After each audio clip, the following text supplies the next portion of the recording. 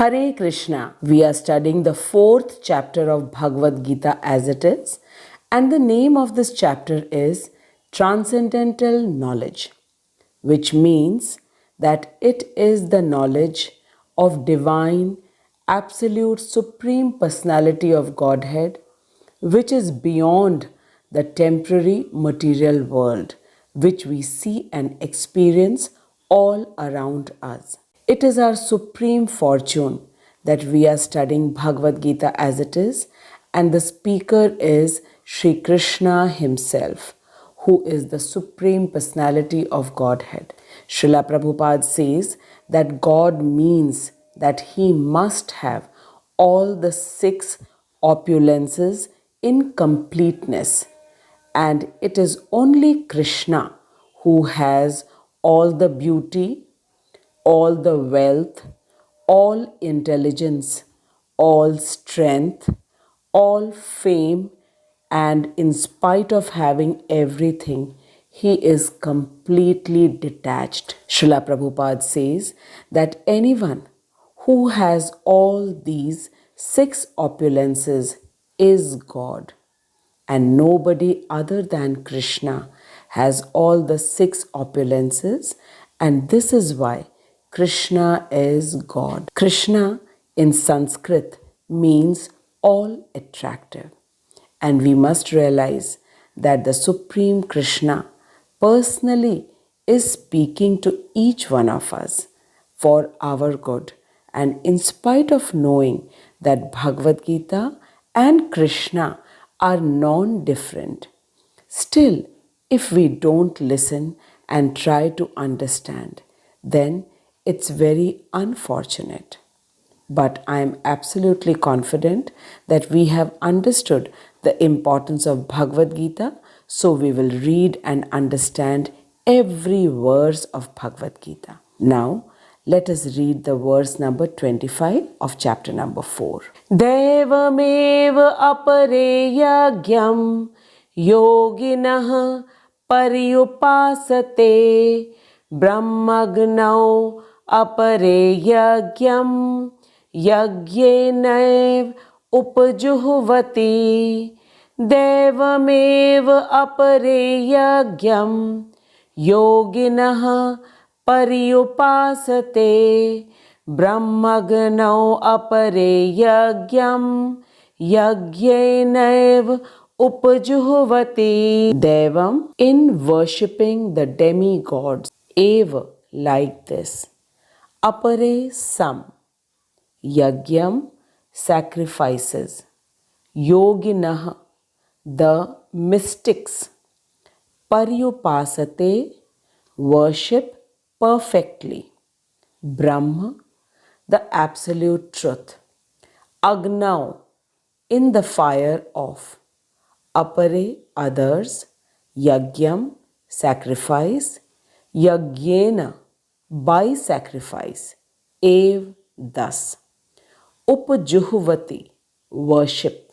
Krishna is telling to Arjun, some yogis perfectly worship the demigods by offering different sacrifices to them. Devamev apare yagyam yoginah paryupasate. And in the second line, Krishna says, and some of them offer sacrifice in the fire of Supreme Brahman. Brahmagno apare yagyam yagyenev upjuhvati. Before we start reading Srila Prabhupada's purport, let us remember what Krishna said in the few previous verses.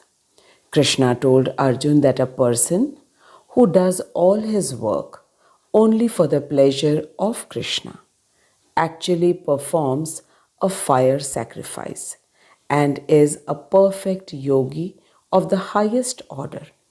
And such a person is called a Krishna conscious person, as he has the complete knowledge of Krishna being the Supreme Personality of Godhead, in his two-handed form holding a flute, standing in three bent form, wearing yellow dhoti, peacock feather, and enjoying with his cowherd friends, calves and Balaramji. This is the personal form of Krishna, which we popularly know as Sakar Roop of Krishna. Then next comes the localized form of Krishna as Paramatma, who is seated in every living being's heart, right from an ant to the biggest water being, that is whale.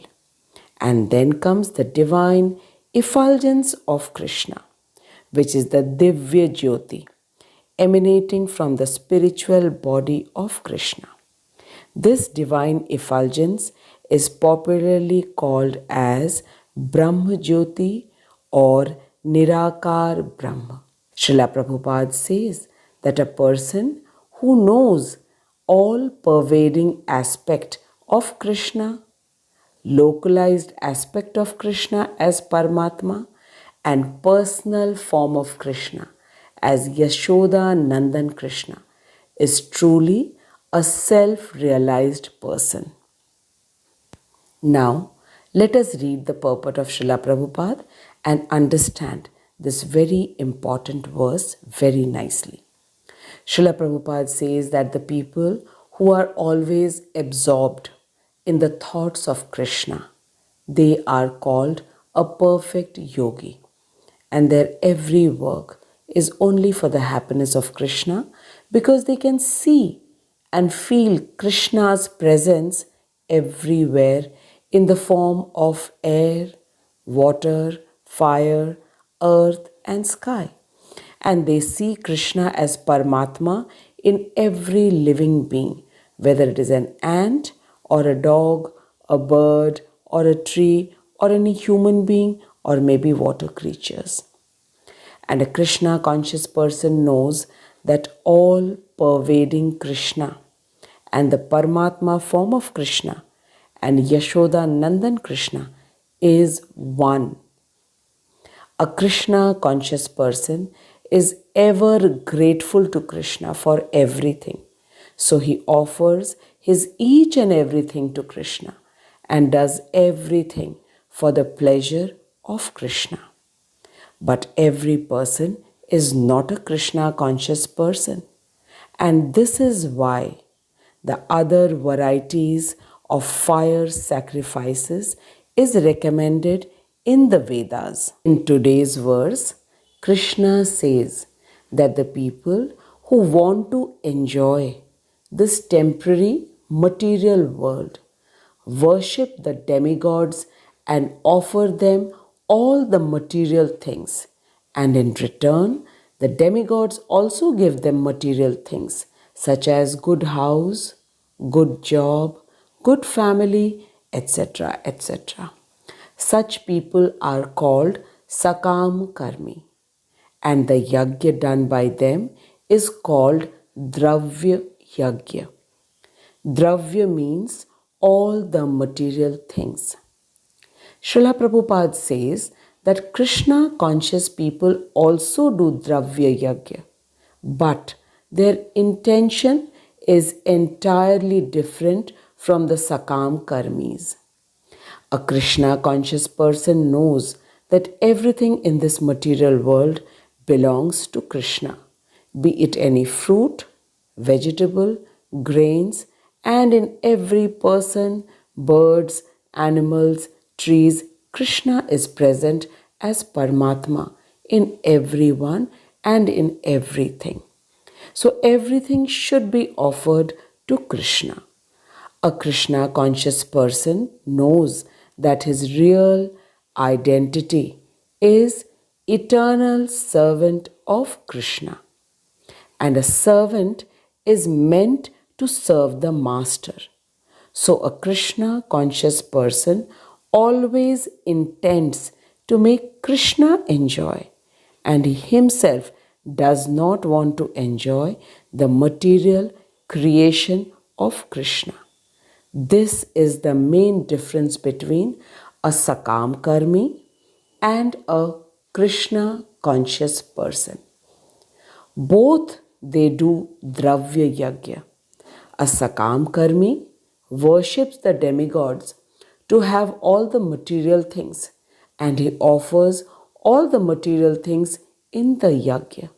But a Krishna conscious person offers everything to Krishna, knowing that Krishna is Param Bhokta, the supreme enjoyer. Now, one more type of yagya is explained in today's verse, and it is Gyan Yagya.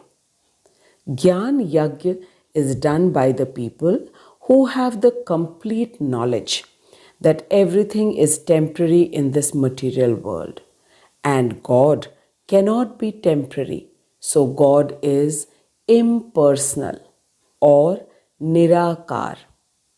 And for these people, the Brahma Jyoti of the Supreme God is everything. And these people know that their material body is the main cause of all sufferings. So they want to end this material body and also their own self and want to merge in the divine effulgence of God, which is Brahma Jyoti. Such people are called Nirakarvadi, and they offer their own self in the fire sacrifice of Brahma Jyoti. Srila Prabhupada says that the Nirakarvadis or the impersonalists are better than the Sakam Karmi because they don't want to enjoy the material world. But they do not have the knowledge of Krishna's personal form as two-handed Krishna holding flute and standing in three-bent form, wearing yellow dhoti and a peacock feather. So they wish to merge in the Brahma Jyoti. In today's verse, we have clearly understood about Dravya and Gyan Yagya in detail. Dravya Yagya is done by the Sakam Karmis who want to enjoy this temporary material world. So they worship the demigods and they offer all the material things in the fire sacrifice. And the Gyan Yagya is done by the Nirakarvadis who know that God is supreme, but they cannot imagine that God to have a personal form. They think that all the things in this material world which they see is temporary. So God cannot be temporary, so God has no form.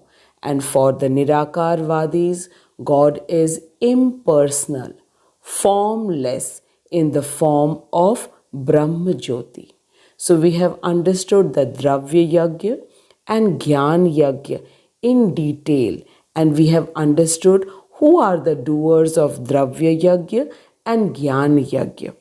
Srila Prabhupada has explained that the Dravya Yagya is done by the Krishna conscious people as well. But the Krishna conscious people do the Dravya Yagya in the form of offering everything to Krishna, knowing that everything belongs to Krishna.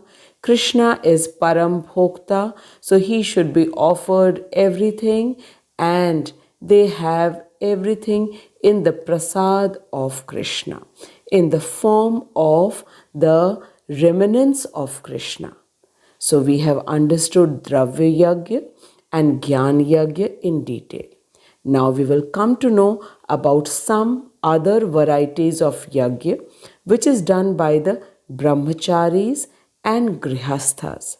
I am sure these verses are extremely helpful for us to understand our own self, that who we are.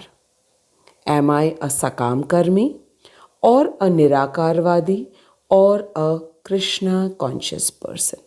And these fire sacrifices are mentioned in the Vedas so that we human beings can make a gradual progress and become a Krishna conscious person and attain the highest perfection of human life, by becoming a true devotee of Krishna. And when we become a true devotee of Krishna, then we will do everything for the happiness of Krishna, and Krishna is the Yagya Purush. And this is how we can come out of the endless cycle of birth and death. And this is the main aim of getting a human life. This human life is a gift of Krishna to each one of us to realize who we are. And Bhagavad Gita is the words of Krishna, which is directly coming from Krishna and explained to us by Srila Prabhupada, each word, so that we can understand and make a progress in our human life. I am sure that each one of us are understanding the importance, and we are understanding Krishna's mercy as well. I bow down to Srila Prabhupada and my Shiksha Guru, His Grace Hari Mohan Das Prabhuji, for explaining to us each and every word in so much of details and in such a easy manner. In case you have any questions, please do write in the comment box, and please do write what you have understood, as it is going to be helpful to others. Now we shall meet the next week with the next verse. Until then, keep chanting the Hare Krishna Mahamantra, read Bhagavad Gita, listen to Bhagavad Gita, and share it with others. Hare Krishna. Jai